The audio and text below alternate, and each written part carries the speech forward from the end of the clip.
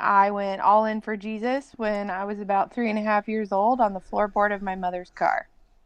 So Mm. that's my testimony. Okay. Um, so if you guys want to go ahead and start, go ahead and tell us your name and where you're from and when you went all in for Christ, and you can give a heck of a lot more detail. I was born on Wednesday and church on Sunday. I have no testimony. So it's a short story for me, but maybe y'all had more of a journey than I did. So, you can just share all of that. Um, and um, I didn't get a chance to sit through the introductions while things happen. So is it Ma or Ma? Can you correct me? I'm assuming you're asking for Uh, me or Melissa. yes. Yes. So, so my name's Maidma. I Main am Ma. Okay. currently in Calvary Assemblies of God in Wyncote, PA.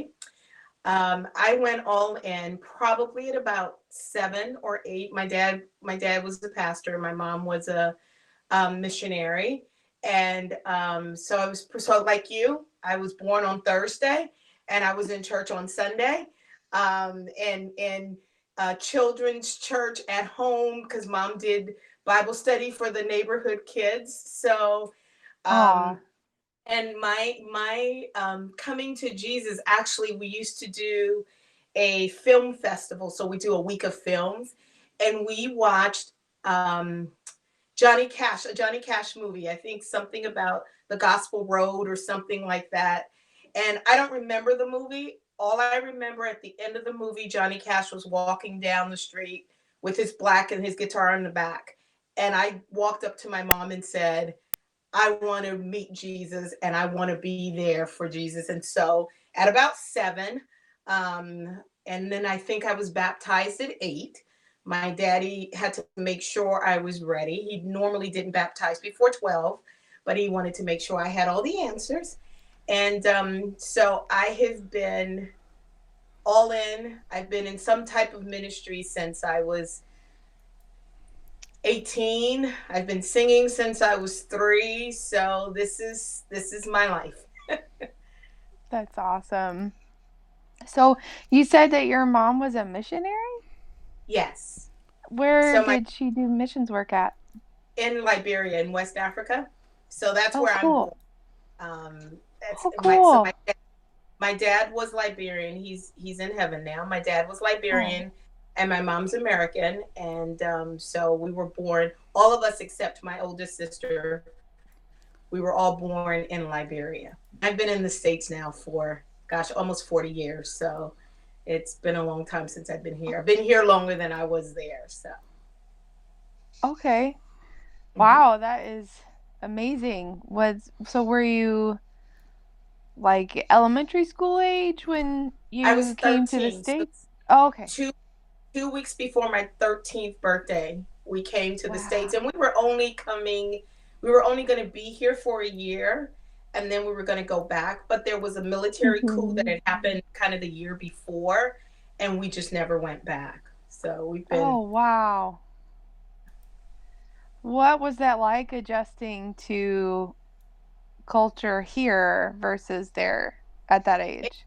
It was difficult. So I have to say my first year in the States was my first year in a public school, my first year, and I only had a half of a year of 8th grade, because when I came in, I had already had a half a year of 7th grade, and I tested out of 7th grade, so I tested and moved to 8th grade. So I was kind of a year ahead. It was just an adjustment. I had to adjust to going to public school and adjust to things being a little bit different from what I'm used to. So I think I've Wow. adjusted well now. You've had some I think time to I've figure it adjusted out. well. So, but Ah, yeah. So wow. so my teenage years and my early 20s, I was in San Diego because that's where my mom's from. So I was Okay. in San Diego, and then kind of moved. I moved to Denver and then I moved here. So I've kind of moved to the East Coast. So maybe the next time I move, I'm going back overseas. Who knows? Hey, wow. Do you want to do that? Yes. I mean, I still have family there. My cousin pastors the church that my dad used to pastor, which is the oldest, largest Baptist church in Liberia. And so my cousin pastors that church now. And in fact, the plan was we were going there this year because they were celebrating their 200th year anniversary, and with What? COVID, we're not going. So yeah, Boogers. yeah. So Wow. That is incredible. What a cool history and heritage that you're a part of. That's amazing. That's yeah, amazing. And I actually, when it's just, my family moved a week before my 13th birthday, and we moved across the Midwest yeah, basically and went to a new school. And the same thing, I yeah. tested out of seventh grade and into eighth grade, and it had its own challenges, but I wasn't trying to transition to a whole new country and all of that. So I can't imagine like how Yeah, overwhelming that must have been to yeah, navigate. So that's amazing. Wow, what yeah. a cool story. Huh.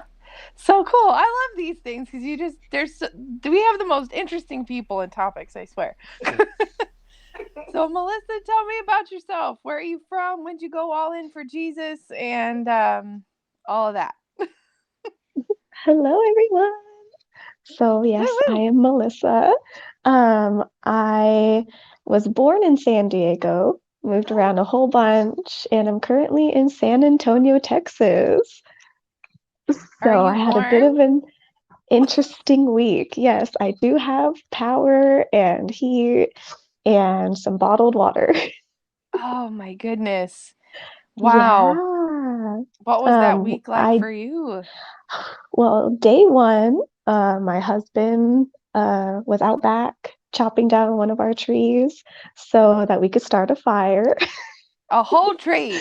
We're And going. then, yeah, Wow. so we just went for it and we boiled snow so that we could have water to drink. But luckily, and there was no damage to our home, like none of our pipes had burst. So now Hallelujah. it's just kind of back to normal. And it's kind of weird that it went back to normal super quick.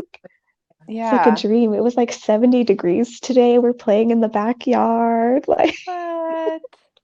That's amazing. yeah, well, we're tired. Yeah. Sure. Whoa, what a Mhm. week. What a week. So tell Definitely. me about you meeting Jesus and when did you go all in, all that? Well, I did not grow up in the church. I had just moved to Washington and I was a new kid, no friends, and um, these kids had noticed I was alone and they were my friends from then on, and they invited me to a Oh, youth group. So I got saved at a youth group worship night when I was 17 years old, and I fell in love with God and worshiping. But I went all in really a couple years after that. I had gone to Seattle Pacific University, which is a private Christian university in Seattle, and I had gone on my first mission trip there, and we had gone down to San Francisco to work a homeless ministry, and that's when I truly like felt a call into ministry and serving and really going past like the church stuff into that relationship. wow. So you you committed to Christ in your teens, like Hmm. late teens, Yeah. and then you felt like you went more what's the word I'm looking for? Like you went more hard for ministry and engaged in ministry once you were in Bible Hmm. college? Okay. Yeah. Yeah, because I was just, building that understanding, that relationship. But once I started the whole like missions thing, it kind of got outside of myself, you know, Yeah. to truly love my neighbor. And then after I had gotten married, I ended up being on a board member for a missions organization. Oh, So cool. I've been to Costa Rica, Moldova, the Philippines a couple of times, and we also did within the country too. So we went over to Montana and we always did a monthly local outreach as well. So I'm all about Oh. reaching people, talking. Yeah. So when you guys do these missions trips and stuff, where's sort of your sweet spot, do you feel like, with that work?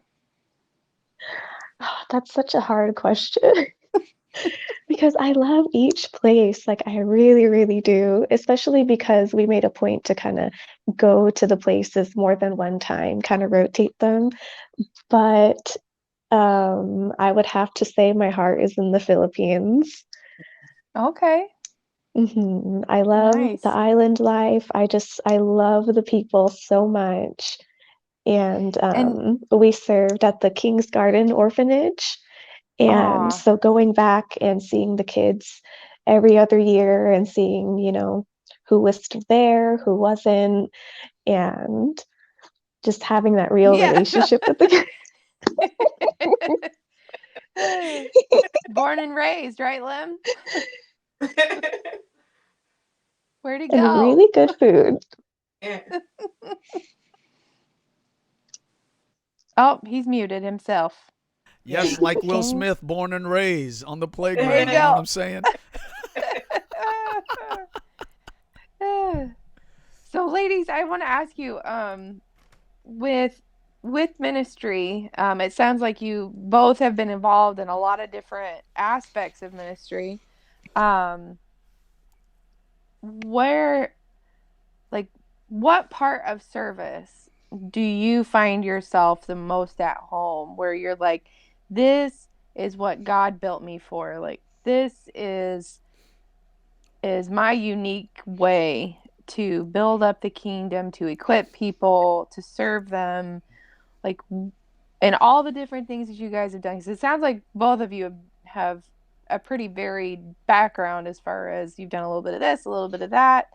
Um, where's your happy spot serving in the kingdom? Either one of you can go first. I don't care. I was waiting to see if Melissa was gonna go, but um, not it, not it. I it's right. I have done. I've done children's ministry. I've done youth ministry. I've directed choirs. I've played for the Sunday school, and I think and now I'm a worship leader, and I think that's where my sweet spot is. That's what I believe I was called to do. And I knew I was called to ministry, gosh, when I was very young, but I didn't put it out there and I didn't acknowledge it for a couple different reasons. One, when you tell somebody you're called to ministry, the first thing they think is you're called to preach. And Mm. I wasn't called to be a preacher. And so if you say you're called to ministry, then oh yeah, okay, you're gonna preach, and can you preach and can you do all those things? So for a long time, I just kind of held it in. And I think probably the last maybe 20 or so years, I was moving more towards this and where I am now, and acknowledging that I am a minister. Um,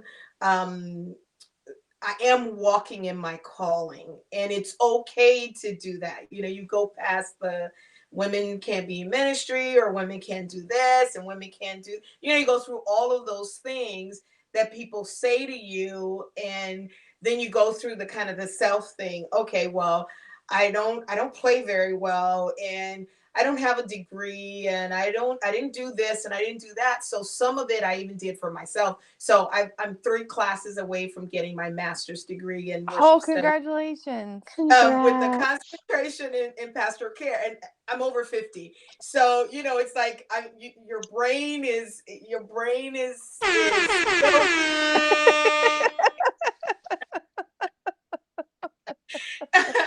And Oh, but man. it's like the more when I get up to do it, even though it's kind of my job, but when I get up to do it, there's something that me being in the presence of God, and ushering the congregation into the presence of God, through music. You can pray through music, you can preach through music, you can just kind of let it Mhm. all out through music, and being able to do that and bring others into that place, has just been it's been the best, I think. And for the last almost 4 years now, I have served at really a multi everything church, and that's been interesting all in itself. You go from this type of a congregation to a different type of congregation, and there's all these little nuances that you have to learn. But I think being in the worship ministry has just that's where I'm That's your gonna spot. that's it. They're gonna pull That's me away beautiful. from the stage. Oh, that's great. That's great. What about you, Melissa? Wow. Um, it's tough. I mean, obviously, leading worship has such a special place in my heart, especially having the privilege of leading in so many different places with so many different people, and being able to connect with people that we can't sing the same speak the same language or have the same gestures, but we can still know the same songs Mhm. and That is connect wild. in that way. Like, there are moments with that I'll just never forget, just the spirit moving. But I think my sweet spot is really in teaching. And I think that comes through the most in youth ministry. Nice. Yeah, I don't think I'll ever get Youth tired of ministry's teenagers. hard. Oh, they scare me so much. That's so funny. And it's interesting because I'm not a very like trendy person, like I stayed off of TikTok for a very long time, almost out of principle. Um, Yeah. but and then the slang I'm really behind on too. But there's something so special about teenagers and what they go through and where they are developmentally, and just being able, to be somebody that God can use to get them through that valley, or to get them to see what their passions are, or to understand how loved they are by Christ, and how accepted they are, just how fearfully and wonderfully made, because being a teenager is hard, um, especially right now, like in a pandemic, everything's so different and disconnected. Um, Being able to connect with people and being that person they can connect to. Um, Even like I said, I'm in Texas right now, and we just moved here like maybe a month ago, so we've been getting a lot of home security people. And I was talking to that 18-year-old for an hour. And about like 30 minutes in, he realized, oh, wait, this isn't a therapy session. Like, like I should probably show her the devices that I'm trying to. So I think when I Oh, that's asked him, what great. are your passions? It's okay, you don't have everything figured out. It's just like, Yeah. Nice. That's amazing. Like, there's one thing that I love about sort of, recognizing that everywhere that you go and everything that you do, Oh, it's yeah. like when you're really cued into being called by God, walking in Mhm. ministry the way that he created you to do it. It's not confined to four walls. It's not confined to a service.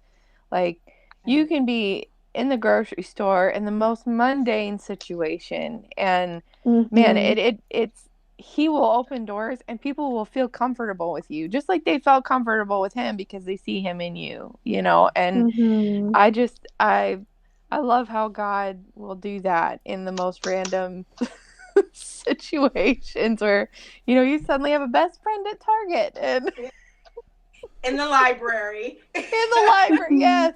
the public Yes. library. Yes. When you stand in the middle of the public library and you pray for somebody because you could tell she's going through something, and now you text Mhm. back and forth with her all the time, checking on her and stuff. So yeah, you're right. That happens. That is so cool. That is so cool. Have you guys ever seen the movie The Santa Claus with Tim Allen, the first one, Yes. where Yes. he goes to see his kid play soccer and he's sitting on the bench and all of a sudden like there's just suddenly a line of children like cuz Mm-hmm. they just know Yeah. he's Santa Claus. Yeah. And I promise you that is how we are supposed to be. Like Yeah. that we just go out and about Yes. and we have a line Yeah. that God Mhm. will draw people, and I love that you're walking that out in your new space and that you're not so overwhelmed with the transition of moving to a new place and all of that that you are still cued in and to see people. And that, I mean, that's so Mhm. central to who we are as Christ followers. So I love that. I think that's cool.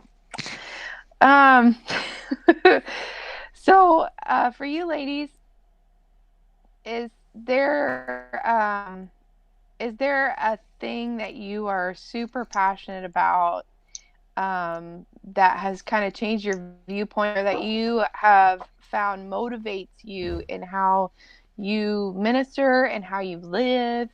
Um, we've over the last couple months, we've heard a lot of different things from some of our other guests as far as sort of what their motivators are and everything. What would you do you have something like that? And if you do, what would you say that would be for you? Manuel, you can go first since you've kind of been going first. Okay. I was just thinking, oh, Melissa can go first this time, but no problem. Okay. Well, if you want to pass, that's fine. We can come back to you. We're not going anywhere. No, that's okay. I mean, I can.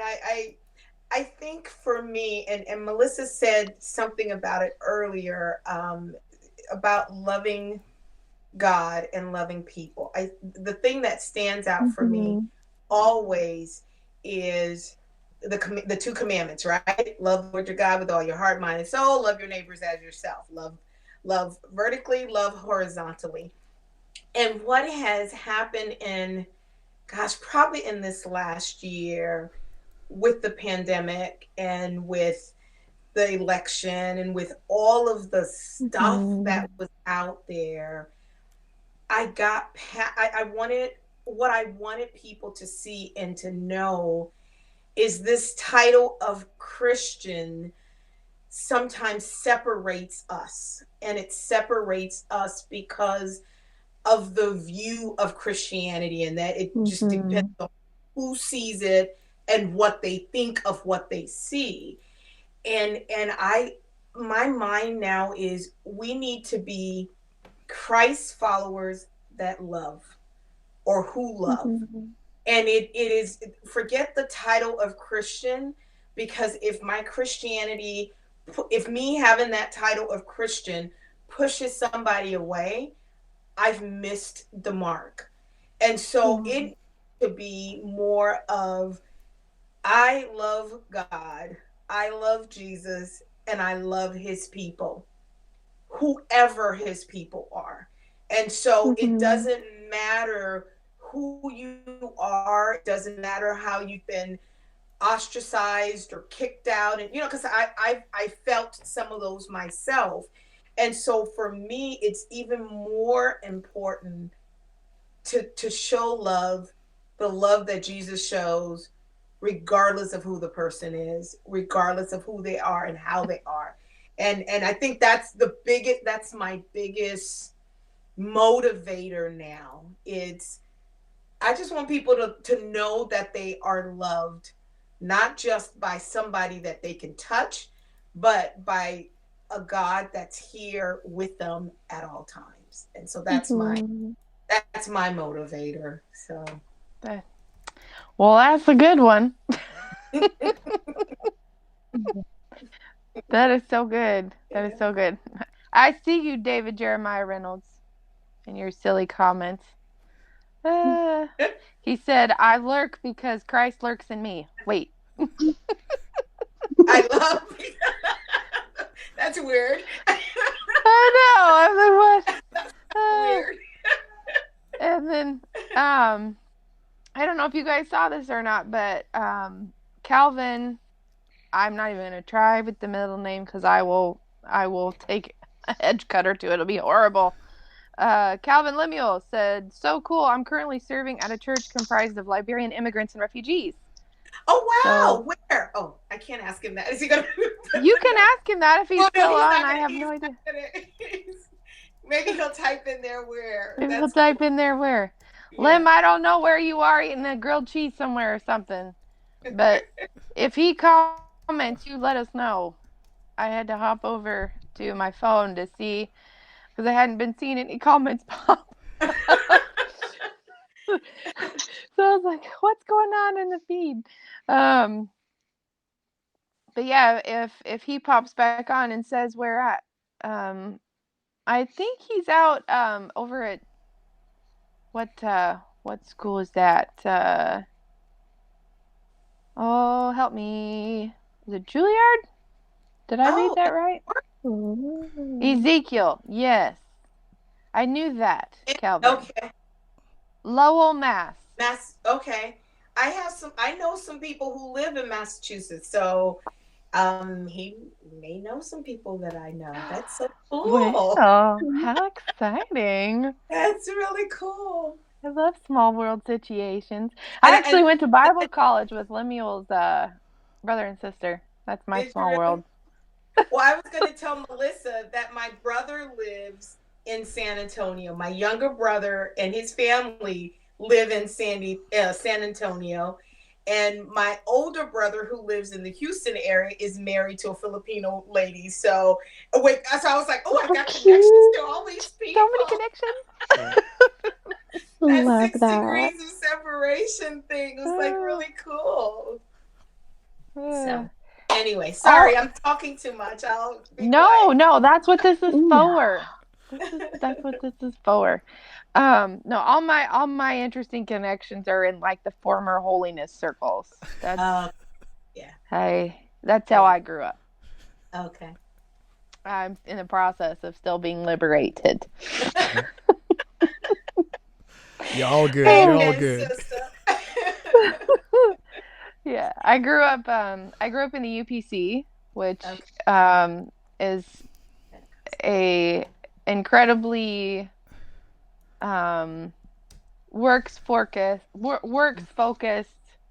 church Mm. culture where basically the way that you look and present yourself is the measuring stick for how Or, saved you may or may not be. mhm. And so, and sort of the idea that, you know, it's hard to lose your salvation is a very new idea to me. Mhm. Mhm. And so, sometimes y'all pull me out of the pit of despair because I feel like I'm not doing enough to please Mhm. God, or I, Mhm. I should be checking this box and checking that box. And yes, I don't know who just said that, but I hear you. Tyree. um, Tyree said that. Yes, Hi. Tyree has talked me off of more than one ledge. Let's just say that. Being a mother of three small children and routine Bible reading is just not my strong suit right now. Mhm. Mhm. Like, so, That's okay. It's a season. It is. that's what I tell myself. But sometimes, Mm-hmm. you look and you're going, I'm not measuring up here. I'm not doing enough to stay in tune. And, but I'm thankful for places like Topics to kind of help squish Connect. that Yeah. feeling of, I have to work for it, and I have to work for God's pleasure, and I have to work for God's Mm-hmm. blessing on my life, and all of that. So I'm thankful. But enough about me. Melissa, I hope that you have not been like, will she shut up so I can tell what I'm passionate about? No, I love it. So tell us, what is your passion and how has it changed your viewpoints or the way that you do your ministry, do your life, etc.? My thing, I guess I would say, is definitely mental health, actually. Mm. That's what I'm studying. Yay! So Okay. hopefully I will be a licensed mental health professional one of these days.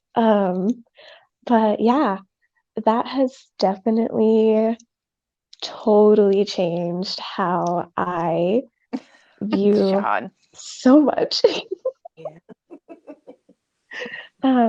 Just understanding mental health and just behavior, why people do things, why people think things, what drives people to say what they say, think what they think, do what they do. Um, it helps me to love people. It helps me to know how to reach them in a way that Christ would hopefully Mhm. reach them. And to Yes. help me be like more understanding of people and a lot less judgmental. I think one of the biggest things that I've changed my mind on is like addiction. Um, Growing up, it was always this, oh, people who did that, they just made a bad choice. And the more I've learned about mental health and the more that I learned about, the traumas and models that can lead somebody to make that choice, I kind of learned that it's not really a choice at all for some people, Mhm. and the cards that they're dealt. And um, yeah, also the importance of boundaries. Mhm. That's a huge one. And spotting abuse.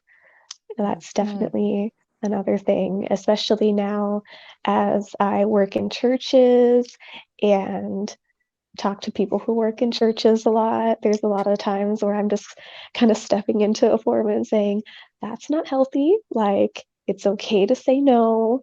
Um, it's okay to not let someone walk all over you, or it's okay to take time for your family.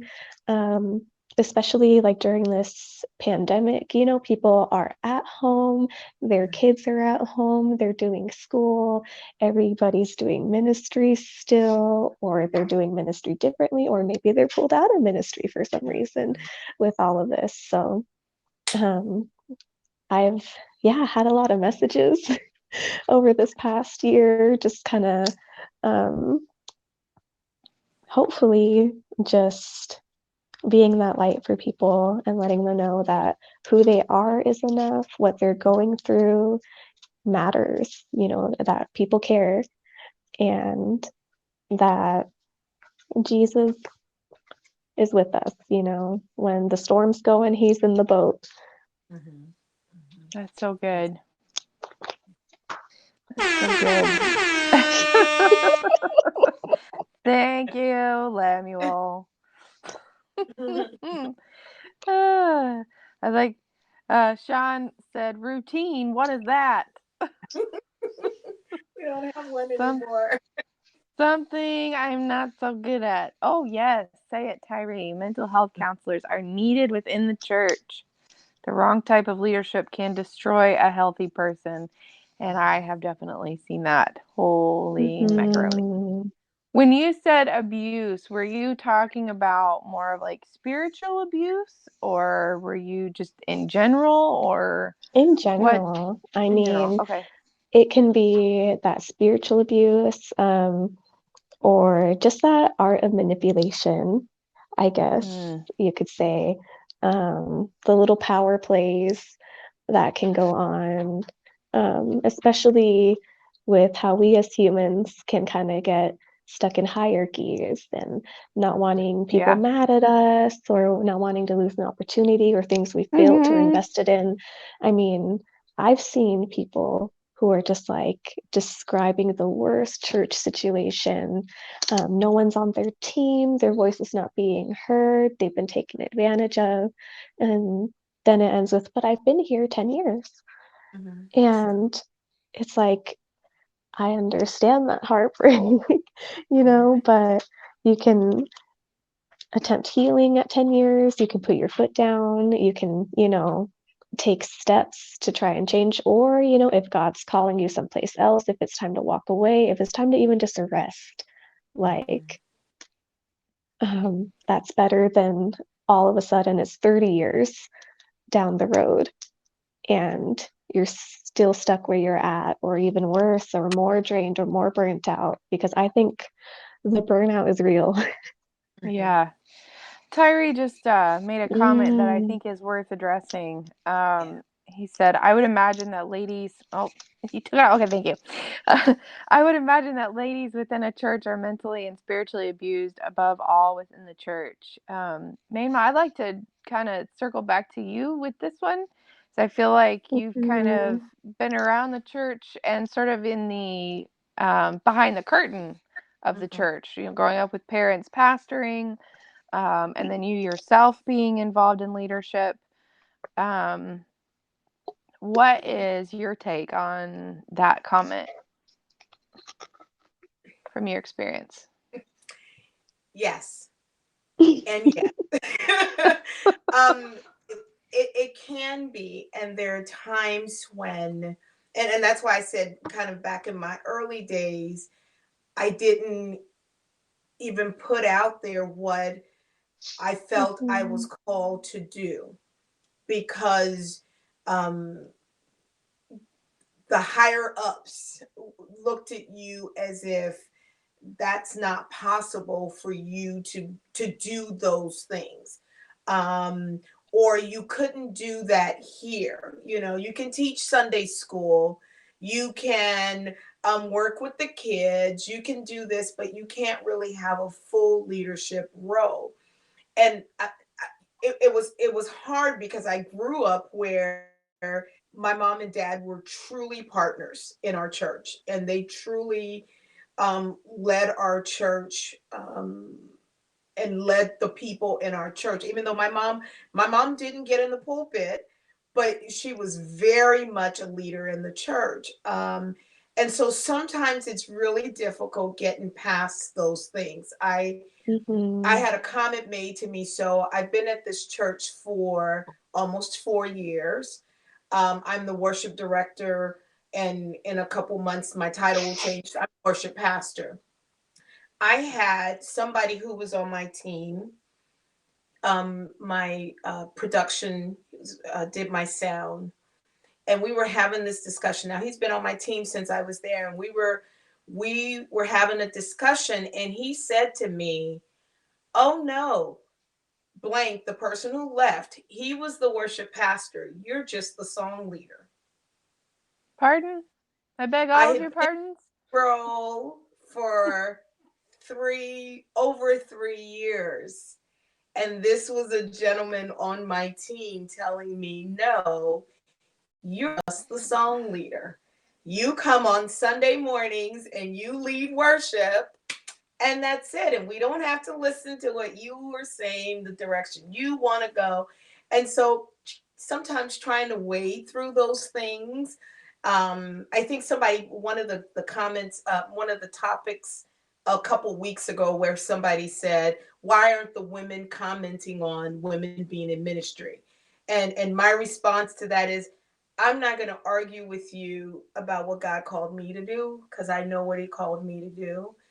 But sometimes you walk away from that and the pain inside goes, how do I get past that, Mm-hmm. and Yeah. so then you start to see patterns, you start to see, oh, okay, now I see why that discussion was happening, because as far as they're concerned, I just get up on Sunday morning and sing. I don't lead the devotions, I don't do the abortion, I don't do anything else except that, so But we um always have the it can be audacity. difficult. Thank you, Noah. So it can be Oh dear, difficult, oh dear. and my poor husband has heard me, um he's heard the other side of it, when the hurt part is there, and the hurt part that you can't Mm-hmm. tell the pastor at church, or you can't Yes. tell somebody else, and you can't say too much to too many other people, because you are leadership, and Right. because I am Mm-hmm. leadership at the church, I don't, it can't You be can't be bashing. walking in a fence. I can't, exactly. So you can't really have friends, Yeah. that you really be true and share. So my poor That's husband why we sometimes, have topics. exactly. Yeah. But he's heard, and he's been there for those times when I walk away going, why am I doing this again? Why am I Mm-hmm. here? I called my mom and I said to her one day, I said, I think I'm just going to take a vacation from church. I'm just going to stop going to church. And my sweet mother's response, you can take a vacation from church, just don't take a vacation from God. And I went, okay, well, Mm-hmm. but it's like, because there are times where it's hard. It's hard being a woman in ministry. And sometimes it's hard being, not to bring race into it, but sometimes it's hard being a Yeah. Black woman in ministry, especially when you're at a multicultural church, and Yeah. and sometimes the men are looking at you like you don't know anything, And I think Oh. that's part of the reason, even part of the reason why in my brain I'm gonna get the master's degree, so I'm qualified, because I've done all the schooling, I've done all the different things, and maybe that's just in my head, but it's like, maybe you see my credentials, then okay, it's all right. So I have a right to I, be here. yeah, I'm called to be here. I believe this is what God has me to do. And my husband said to me a couple of days ago, he says, if that's what God called you to do, then that's what you're going to do, and nobody else is going to take that away from you. And so it's like, okay, so yeah. I have been there in several ways. I mean, I'm obviously there are some differences, but there's also you just said that I can definitely identify with. And for myself, I have um yeah, Tyree. He's always Mm-hmm. out there making the good points. Yeah, yeah, Um Mm-hmm. yeah. for myself, like I don't have a lot of self-confidence. I have like next to no self-confidence. I'm not very assertive. And um so whenever I walk into a situation, a new church, for instance, my first instinct is to, talk to whoever makes decisions and give them, the list of reasons of why I deserve to be there. And rather than just, leaning on the leaning on God and on the Holy Spirit to to open those doors is right, and something that just God pounded into my head for almost a whole year, and it was really uncomfortable. Mm-hmm. um and it was also a lesson in humility, like pushing my way into a spot, and God really just in so many ways taught me that your gifting will make room for itself. Mm-hmm. And some of the most powerful female ministers that I know um, were both of the two that I think ever off the top of my head. in the church tradition that I grew up in, they don't license women. They don't ordain women. They're not allowed to just, go be a lead missionary somewhere or anything like that. And these women would feel burdened. These two women felt burdens for specific areas of the world, and they just went. Mm-hmm. And they just did it anyway. And, Yeah. and the next thing the organization knows, there's hundreds of huge, thriving churches. And now they have to license them. They Yeah. have to ordain them because somebody's got to do the job, and they're the one that started it. Yeah. And I think my parents making me aware of those two women when I was a kid really, really impacted how I viewed myself as a woman in ministry. Mm-hmm. That I don't need some to tell me I'm okay to do the job God called me to do. I'm just going to go do it, and y'all can catch up. Yeah. Yeah. Mm-hmm. And that I think has helped me a lot. And in the church, like I said, in the church culture I grew up in, women didn't go for the preaching major at Mm-hmm. Bible college, but I did. Mm-hmm. I was one of three in my whole freshman class. And it was the male students. This was the interesting thing, it was the male students, the older male students, that would take me under their wing and mentor me. Nice. It was the other women, the other girls, who always would Mm-hmm. remind me of my place. Mm-hmm. And it's always been that friction for me, is dealing with the other woman saying that I'm being catty, or that I need to let the Mm-hmm. man take the lead, or like, guys never did that to me. So it's interesting to see how in different situations different people respond and do their thing. Um, but anyways, I feel like I'm gonna go marching off on another path here, and we'll never get off of this. Ah, Melissa, these comments kind of started with some things that you said. Um, Mm-hmm. do you do you feel like, let me see if I can go back here through these and see, like something that Tyree also said, you can't be soft, you can't be too emotional, because but when you Mm-hmm. when you speak your mind, you're catty. Yeah. But when a guy speaks up, it's called Mm-hmm. dominant personality, and move him up in That leadership. super resonated with Yeah. me. I'm an Enneagram 8. I thought I So remembered reading that somewhere. I am always like, and I have a very strong administrative side.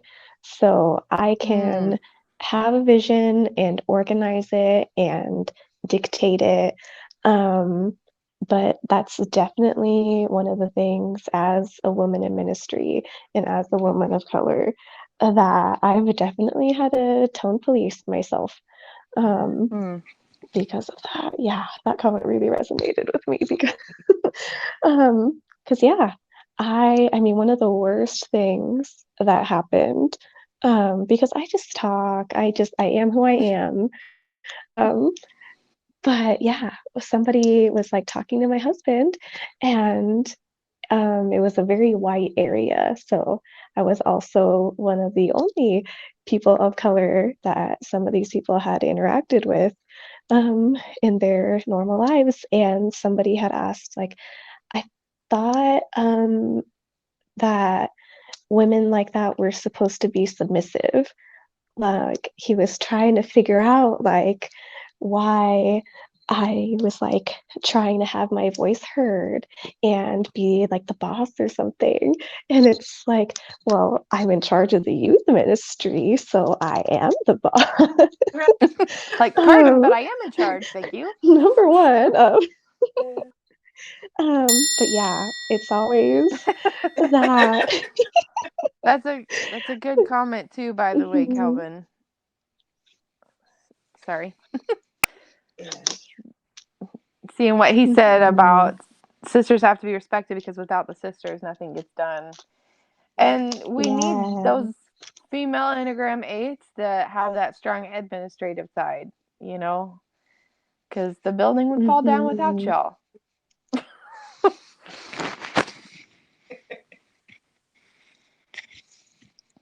Supposed to be submissive. You need to sit down. I was like, not this one. But it's like you said, it's just about the Holy Spirit will make a place. Yeah. I just kind of pretended like I never knew anything about it and just continued to do what God had called me to do, who God called me to be, how He wants me to do Five. things. Yeah. Yeah, my husband has definitely So I'm learned sorry, up his there advocating backbone violence. a bit too about it. Um, Oh, I thought it was just freezing on my side. So, okay, it did freeze. oh, All right. it's freezing. Okay, there we go. Are we All right, back? where were we? I think we're back. Okay. Tyree's comment about the fivefold ministries. That's what it was. That is Yeah. funny. Did you see Well, it that, was it. Melissa? He was. Yeah, he was hmm telling husbands. He was telling husbands to stand up for their wives, and I think that's what happened. The men went, "Ah, no." Ah, ah. Yeah, I We think with got some that good comment, my dudes. husband was just so caught off guard at the time. He was just kind of like, is this happening? Like, what could he mean by this? And once again, I married a white person, so race was not part of his life until we got married. And he slowly started to see like little things people would say or not say. So yeah, now he's definitely a lot more quick to react and respond to things and set that boundary, be that backbone, of support for me, and not let things go in a way. That's awesome that you have that, hmm because I know it can be very, very hard when you don't have that support of the partner hmm backing you up in those situations. You shouldn't have to, but it's good when it's there. hmm So, yeesh. Well, ain't it fun? Ain't ministry fun? It's so Yeah. It's fun. messy. So easy. And we all do it to get rich, right? Yes, that's it. I have a Bentley in That my was garage. Yeah, that's it. always, yeah, I know. Oh, that was one of that was one of my biggest frustrations whenever my dad was pastoring, and I'd hear people say things like, "Oh, pastors, they just want to get rich off their congregations." I'm like, ah, no, not really. Most of them are pouring everything they have. It's like Yeah. my dad always joked, "This is the most expensive hobby I've ever had." Ugh, Yeah. ministry so fun. People are idiots. Hallelujah. Um, so topics. Let's talk about topics. Hallelujah. Speaking of people being so fun, let's do my favorite question that I've seen Tyree ask people, and you have to answer it in this order or you're booted off the chat. Just kidding. Um, we'll start with Melissa.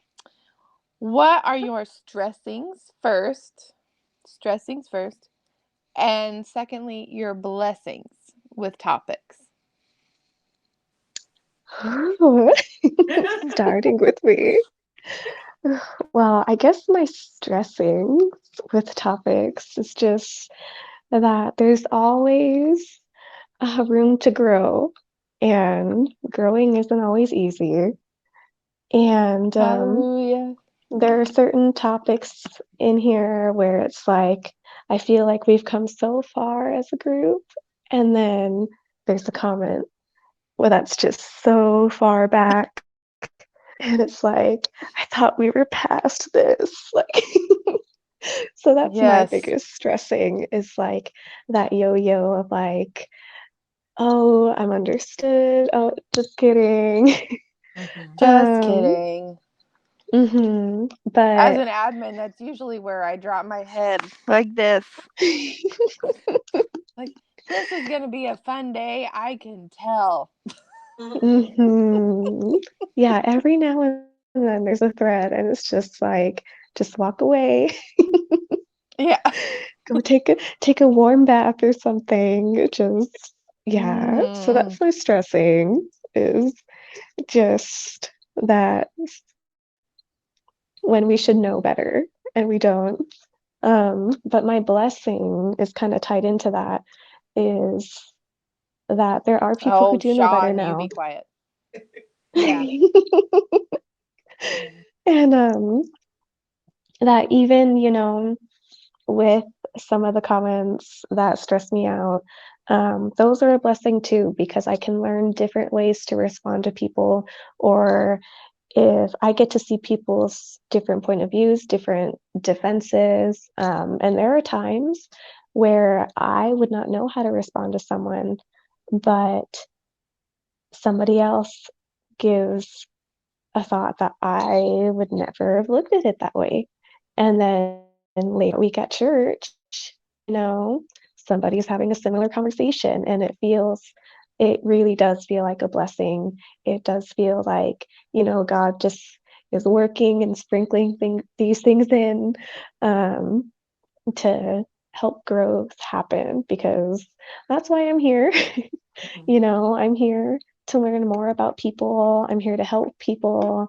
And I'm here, hopefully, so that people can better understand parts of the kingdom. Yeah. That's so good. I feel, yes, amen to all those things that you just said. I feel the same. I feel the same. All right, my lady. What It's are when your she said, stressings yeah, and blessings? so in some ways, some of what she said is ditto for me. Um, in the main group, I, for probably about a year, I saw people talking about topics, and I kept telling myself, I am not going to join that group because I know somebody's going to say something that is going to upset me. And I don't want to hear it because I don't want to hear the nasty. I'm not going to join that group. And I don't know what made me join when I did. I don't even understand why, but I did. I And thought this was a Christian group. yeah, well, okay, yeah. That was kind of my first thing. I went, these people lead worship at a church somewhere. I'm it was weird for me initially. So my stresses, I think, was just realizing that people are different, Christians are different, Mhm.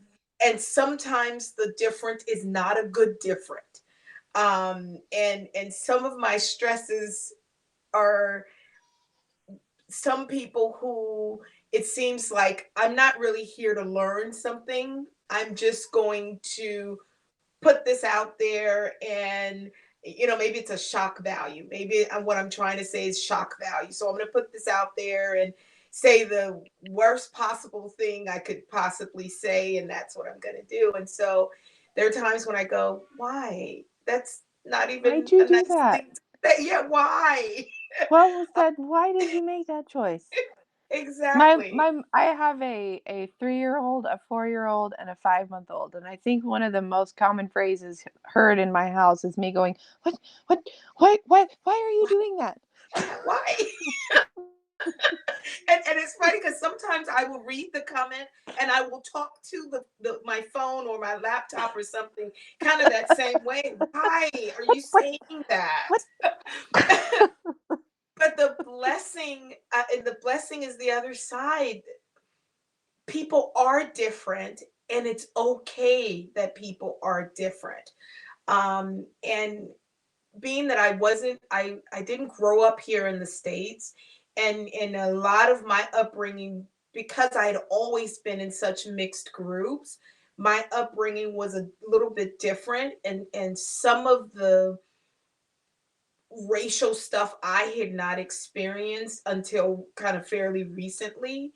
And so learning even from some of my sisters and brothers that look like me, um, it's been good for me learning about people and learning just some of the pains and how do we get past that.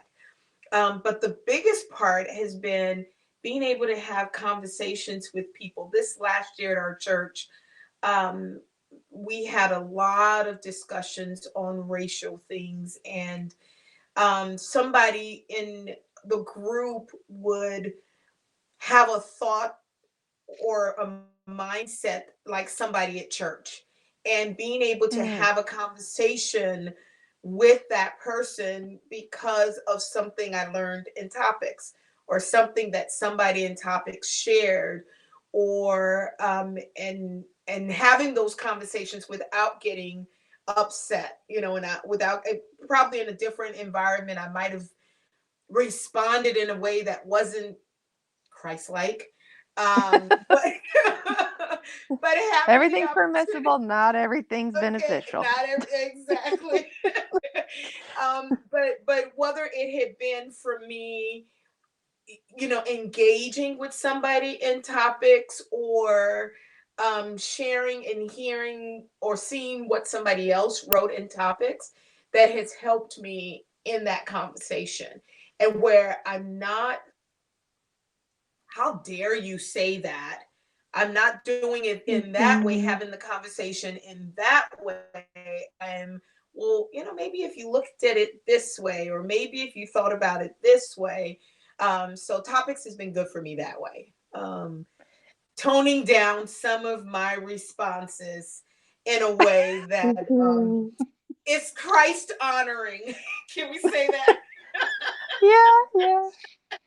Uh, I was gonna say something like what Tyree just said, that Yeah. topics sometimes Mhm. allows me to practice my thoughts before I go out in the real world and have tough conversations. Yes. Yes. I personally, I would much rather have it in the sort of the practice room of Mm-hmm. topics, and sort of be blindsided by an idea or a behavior in Mm-hmm. topics, where I have a chance to write 16 things and correct myself, Right.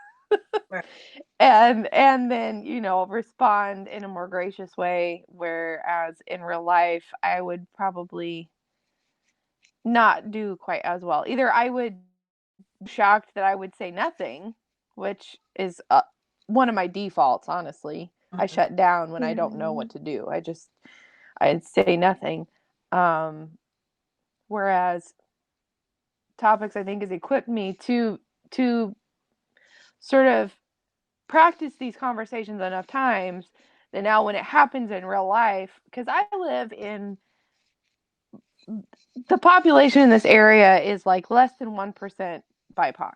And so, Mm-hmm. um, it's my neighbor across the street flew a MAGA flag for several months. Like that is where I live. Mm-hmm. And so, conversations do often float to politics and stuff. And I feel like I might be one of the few people in my circle that is at least having enough conversations that I can enter those. Yes, a sparring Yeah. room, exactly. Yeah. Um, I'm having enough of those conversations that now when people say idiotic things, I'm not so shocked by it that I don't know what to say. Mhm. Mm-hmm. And I can say, well, did you know blah blah blah blah blah? Did you Mm-hmm. know da da da da? And it's really interesting to watch. They might not necessarily do I live in Hades? No. It's stinking cold here. I don't even know how many feet of snow is outside. Um but but it's really interesting that even if, like, they might not agree with me in the middle of that conversation, I can see on their face I've made them start thinking. Mm-hmm. Yes, you And plant those and seeds.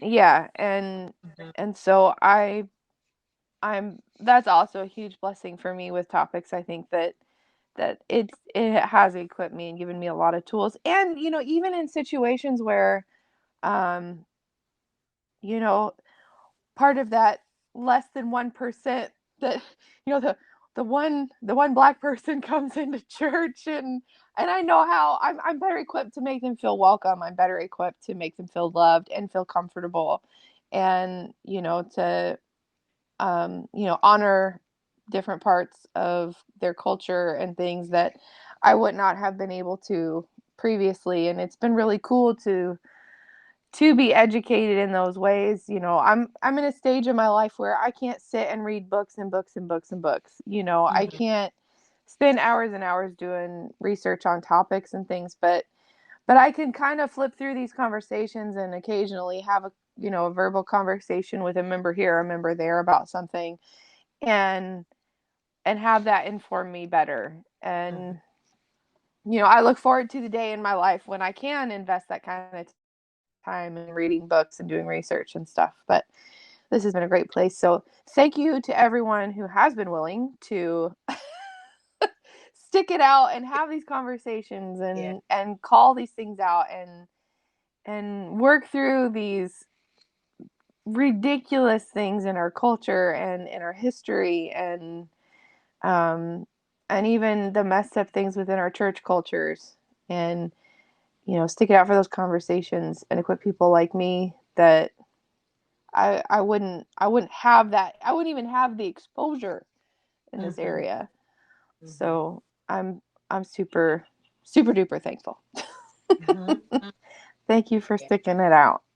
I know it's not fun sometimes, a lot of times, maybe every day. um, so I feel like Melissa, you've kind of already touched a little bit on this uh, with one of your other answers. You were talking about how important mental health is to you and how that's such a huge motivator for you. Mhm. Um, do you feel like that's something that you would like people in topics to keep in mind as they're interacting with you? Um, if there's somebody that maybe has been disconnected from your post or whatever, what do you feel like Mhm. uh, the topics fam should know about you as they're interacting with you, and how can they believe the best when they read? Wow. I think that somebody's reading and they're, you know, not quite with where I'm at. Just to remember that I'm not here to like win or be right. And I know that as an A or as someone who's very educated in what I speak about, that sometimes I can come off as very like, this is how it is. I'm not backing down. But that I really just want everyone to understand and be understood. Like, I want someone to understand my point of view just as much as I want to understand why they think the way they think about something. Um, yeah, that I'm just here to represent something different, maybe someone that's not in your church or whatever, um, but that I'm here to learn too. That's so good. Mhm. That's so good. um Menma, what about you, dear? Um, I'm in here all the time. I don't always post. Um, You're one of our lurkers. yeah, but I know, and sometimes I think, gosh, I feel like I'm just, like I don't even know what it is, but most of the time I'm here to learn, expand my knowledge base. And I think what I would like people to know, if I ever post something or comment on something, probably 90% of the time when I comment, I ask a question. And I am asking questions because I really want to know. I really want to understand why you think that way. I Yeah. think I asked a question the other day, and I think um, Brittany, it might have been your dad who said, is this a gotcha question? Are you asking gotcha questions? And I thought, I'm not ever going to be one to say something or do something to catch you in a lie or to say, okay, got you on that one. I'm always going to ask because I really am genuinely interested in why you put that there or why you think that way, or could you see it in a different way. So most of my interactions are going to be that way. I think a couple times I have actually made posts in here, and again, because I was hoping to get a big engagement. And I think one of them was to have a discussion with somebody. I was having a discussion about abortions and why the evangelical Christians are so pro-life. And I was having a discussion with somebody and I posted something that I found, and I was hoping for this, 300 comments, like some of the posts get. And I Those think I posts got make me five. so nervous. I know. And I think I got like 5 comments. I went, well, that wasn't Oh helpful for me.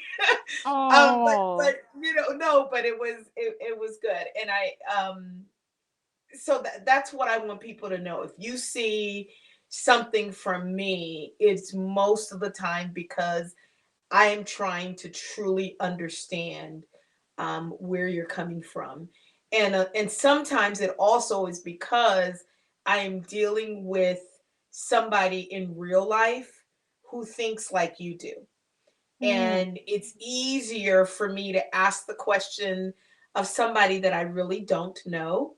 So I Yes. don't have any personal So true. connection to how that person responds. They're giving me a Yeah. genuine answer, and it doesn't hurt my feelings, or it doesn't make me think something bad about that person, because then it helps me interact with the person in real life.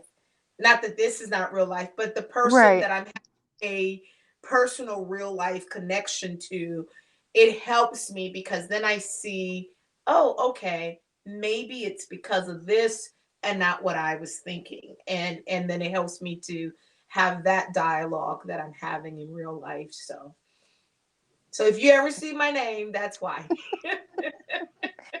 Well, But good, I'm in good. here all the time, and I talk to people all the time on my phone. My husband goes, "I thought you weren't going in that group anymore today. I thought you weren't going to be in there today," because I tell him all about it. Yeah. I know. I feel like And this everybody in my person life said, knows that I'm an "Oh," admin for topics because it's so I said, important. "I said this person said what? Can you believe it?" He says, "I thought you weren't going in there today." It's funny. Oh, it's awful. It's such a black hole. When I Hours was and hours. oh so I'm a stay-at-home mom, and when I first became an admin, my screen time jumped like 300% that week. Like Wow. I went up to like 16 hours a day on Facebook like Oh my my first god. week. And I was like, this ain't gonna work. I gotta figure something else out. I got I got wrapped up. Let me tell you, I Yeah. got wrapped up. I got involved. Yeah. Oh dear. It can be tough. It can be tough. Wow. Well, I think that wraps up my 4 questions. That was only 4 questions. Oh wow. An hour and a half with 4 questions. Wow. I was like, when I knew it was going to be all ladies and we were going to try to do the normal number of guests, I was going, I really don't know how that's going to work out.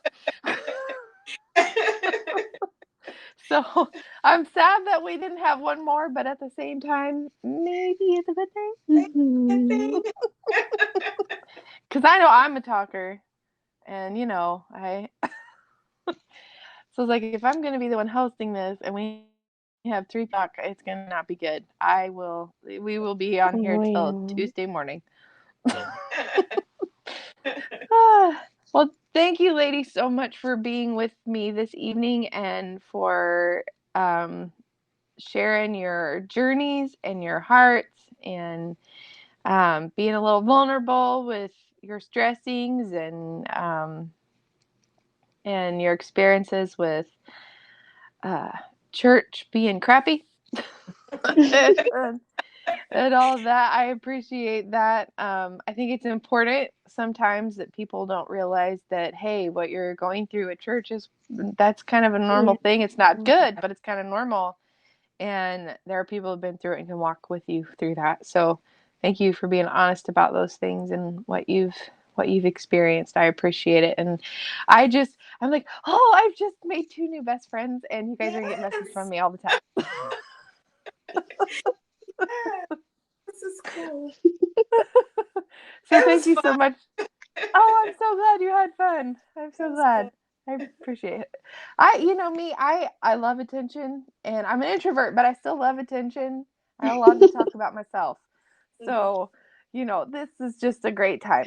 This worked out. It did. It did.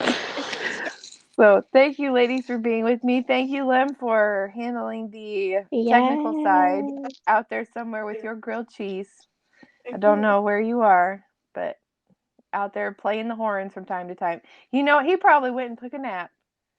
And we're Probably. just going to be on here all night. And this feed is just going to keep on going until, until Jesus returns. I don't know. Okay. Well, love you, Topics fam. I'm here. And, oh, there you are. I haven't seen you. I told you I'm you hearing you couldn't leave. guys. I was listening. I was listening. You left. We were remote producing. If you need a remote producer, You, call your boy.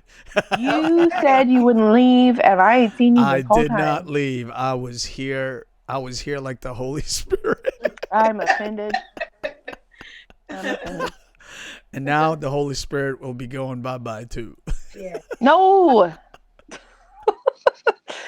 See you guys later. Thank you guys for Okay. watching, Bye. everybody that Thank tuned in, you. and thank you, Thank ladies, you. for being with us tonight.